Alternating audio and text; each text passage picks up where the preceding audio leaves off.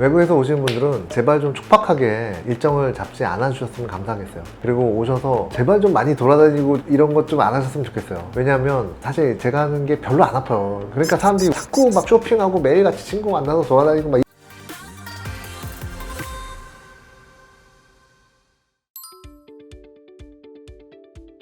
항몰리도나 이런 간단한 거, 뭐 부유방에 간단한 거 이런 건 아니고 규모가 있는 그런 수술들을 주로 하러 오시는 것 같아요. 근데 놀라운 건 정말 다른 병원을 전혀 알아보지 않으시고 와서 그냥 예약하시고 바로 그냥 수술하고 그러시더라고요. 한국에 있는 사람들은 이제 다 좀 돌아보고 막 그러잖아요.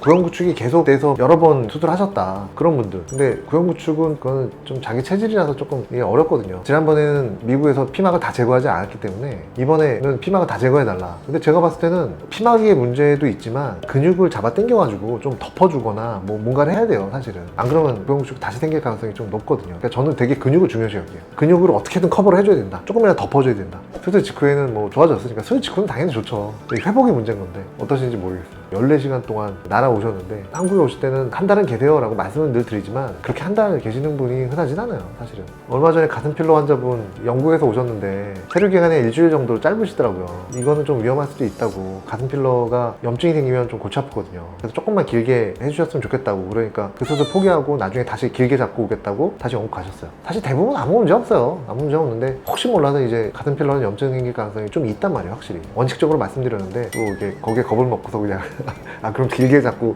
오겠다고 그렇게 하셨더라고요.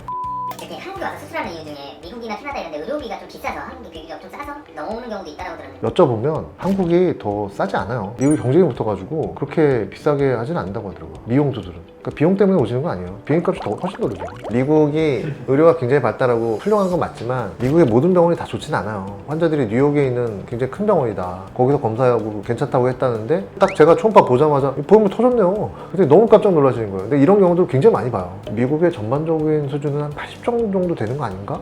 물론 뭐 제가 뭐 얕은 경험 가지고 근데 우리나라는 대부분 90점은 되거든요. 한국은 거의 상향 평준화가 돼 있어요. 그래서 참 의료는 정말 좋은 나라예요. 인류 역사상 이런 정도의 수준에 이 정도의 가격에 이런 의료는 앞으로도 나타난 적이 없었고 미래에도 나타나지 못할 거예요. 외부에서 오시는 분들은 제발 좀 촉박하게 일정을 잡지 않아 주셨으면 감사하겠어요. 그리고 오셔서 제발 좀 많이 돌아다니고 이런 것 좀 안 하셨으면 좋겠어요. 왜냐하면 사실 제가 하는 게 별로 안 아파요. 그러니까 사람들이 자꾸 막 쇼핑하고 매일같이 친구 만나서 돌아다니고 막 사실은 저희 병원 와서 하시는 수술들이 평생 이렇게 큰 수술 다시 할 일 없을 정도의 수술들이에요. 대부분 다 피막 싹 다 제거하고 보형물 뭐 교체하고 뭐 거상하고 축소하고 이런 것들은 평생 이렇게 큰 수술 다시 할 일이 없단 말이에요 사실은. 그러니까 이때만 조금 다들 바쁘시겠지만 조금 시간을 좀 길게 내주셨으면 좋겠어요. 걱정은 하지 말고 오시고 걱정은 제가 할게요. 환자는 걱정을 하는 게 아니에요. 그건 제가 하는 겁니다.